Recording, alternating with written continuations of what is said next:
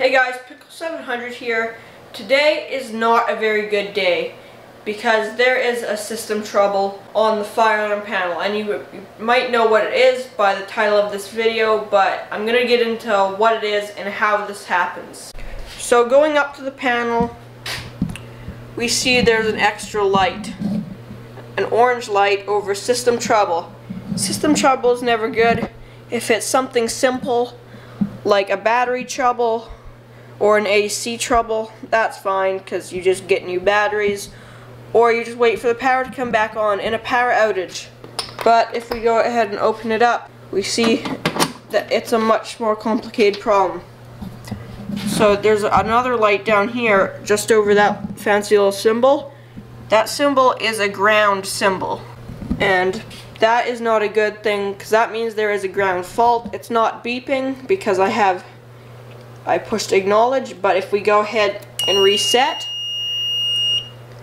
once you give it a few seconds, the ground fault will come back.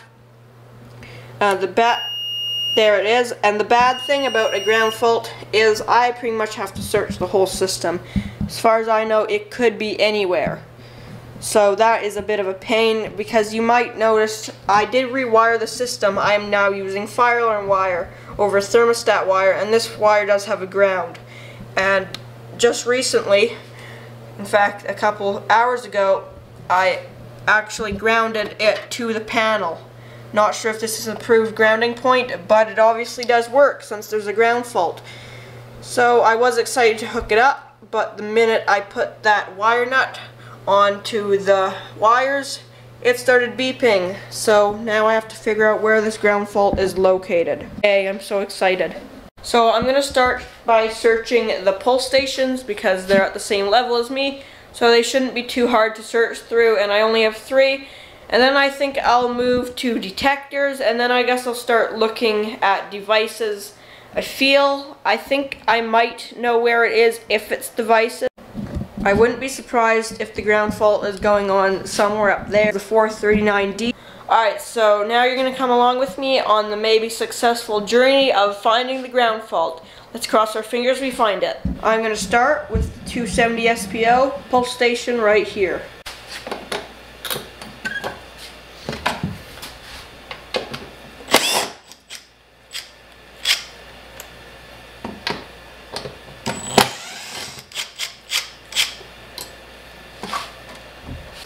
So now I'm not going to explain to you what to look for on every box, but I'm going to do it on this one just so I can explain. So we do have good grounding, wire nuts tight, box is grounded.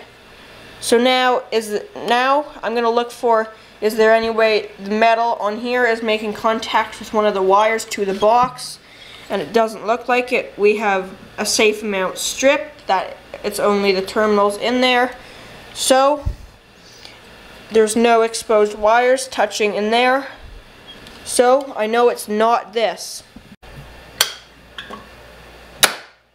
Alright, we will move over to this new pull station that I just added a few months ago.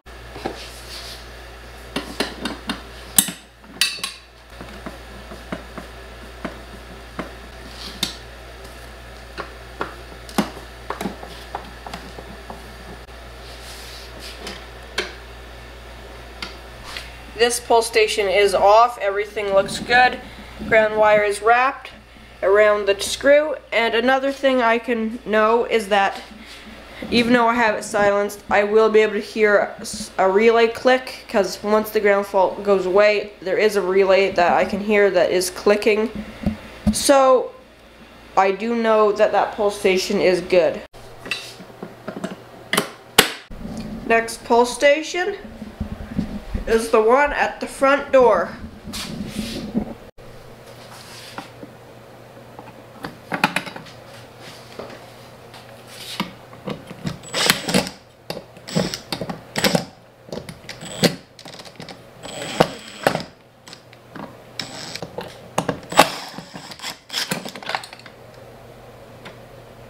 No ground fault here, but I'm not sure if you could tell, but I was having some difficulty removing the screw, and as you can see, the back box actually broke here. I guess I over-tightened this one of the times, so I'm going to go ahead and replace this back box.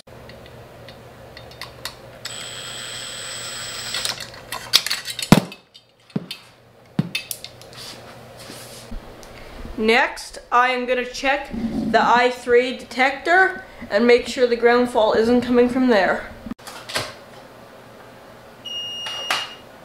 So there we have another trouble because I took the device off, but now we have to go in a little deeper and make sure that the ground fault isn't coming from behind the detector.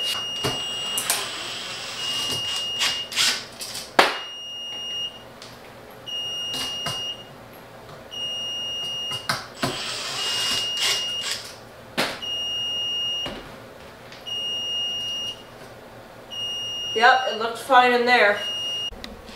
Next device will be the one in the back room. See if this detector is causing the ground fault. This detector, when I take the head off, won't cause a trouble because the wires will still be connected to it. Alright, now we gotta open up in the box.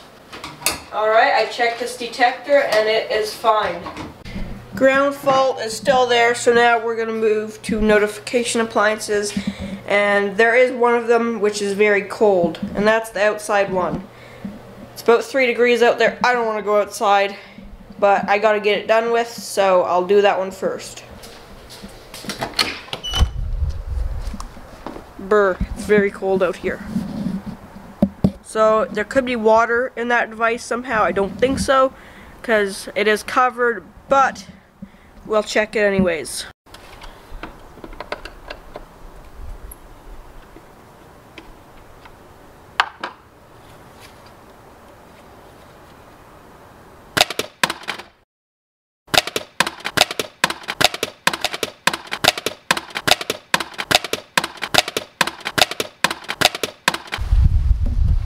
So there is no water in this device.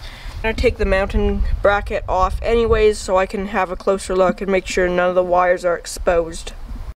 Okay, cover's off. I have checked the wiring and I did go inside and the ground fault is still present, but I've done something interesting here, and tell me if this is absolutely stupid and won't do anything, or if it's helpful if you know the answer. So there was excess ground wire here and there was no bonding screw, so I thought I'd just strip the end off, coil it up in the bottom, because water could cause a ground to the terminals, because these things, one of these conduit holes is loose, so I thought I'd put this in so the water would make contact with there and cause a ground fault, so I would know. Anyways, I can go ahead and put the mounting bracket back on and then put the device back up.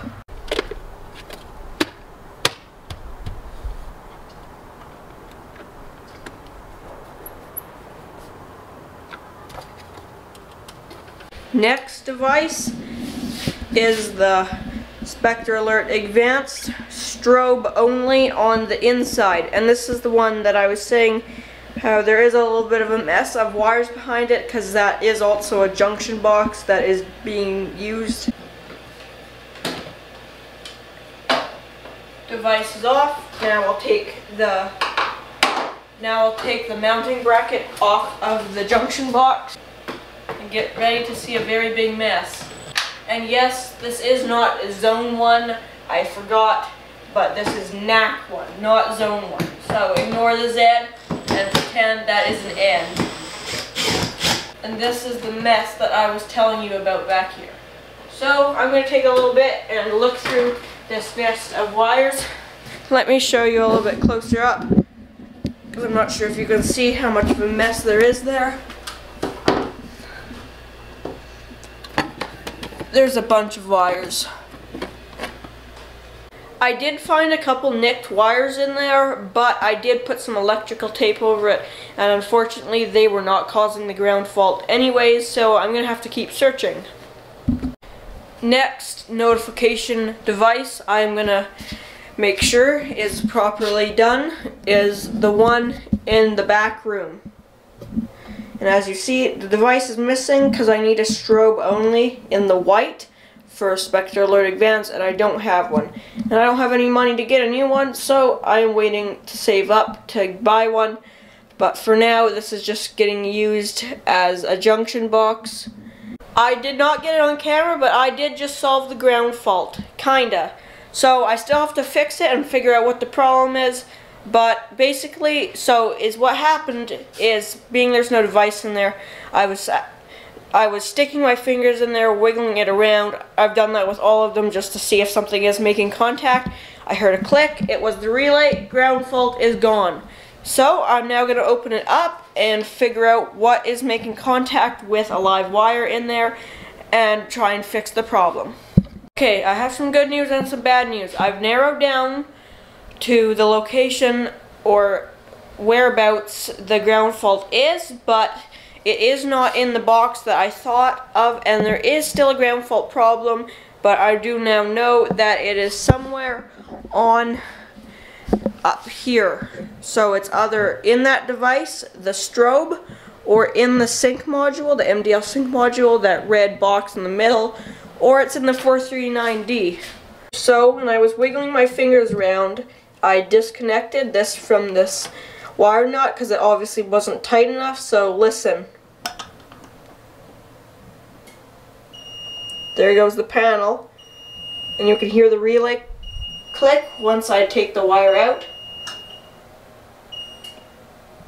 Touch the wire again.